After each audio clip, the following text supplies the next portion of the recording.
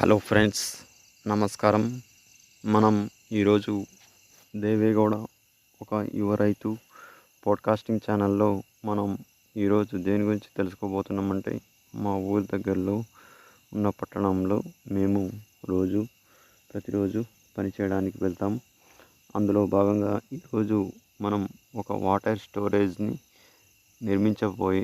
పోతున్నాము. అంటే మేము హెల్పర్గా పనికి వెళ్తుంటాం. సో అక్కడ నాకు ఎందుకో ఈ వీడియో తీసుకోవాలనిపించింది. అందుకే నేను తీసుకుంటున్నాను. అందుకే దాని గురించి ఈ పోడ్కాస్టింగ్లో ఈరోజు ఎపిసోడ్లో దీని గురించి ఒక షార్ట్ స్టోరీగా చెప్పాలి అనుకుంటున్నాను. దీన్ని మనం వాటర్ ట్యాంక్ని ఎలా నిర్మించుకోవాలంటే, ముందుగా మనం ఒక గుంతను తవ్వుకోవాలి. అంటే లోతు మనం సుమారు 12 అడుగుల దాకా తవ్వుకోవాలి. అంటే మనం ఎంత వాటర్ స్టోరేజ్ని నిల్వ చేయాలి అనుకుంటామో అంతవరకు మనం చేస్తూ ఉండాలి.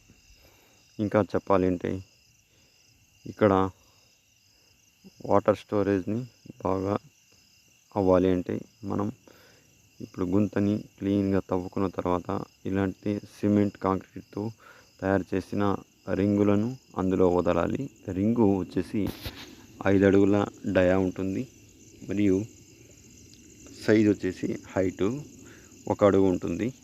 ఇలాంటి రింగులను మనం ఒక 10 వరకు పెడితే సుమారు 5,000 లీటర్ల నీరును మనం స్టోరేజ్ చేసుకోవచ్చు.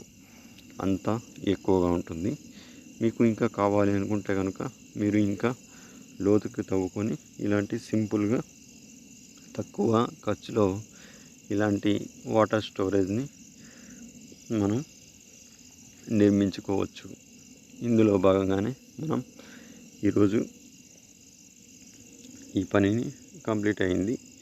సో రాబోయే ఎపిసోడ్లలో దీంట్లో మనం బెడ్డింగ్ వేసి నీళ్ళు ఎలా స్టోరేజ్ చేస్తారనేది మీకు పోడ్కాస్టింగ్ ద్వారా మీకు చెప్తాము.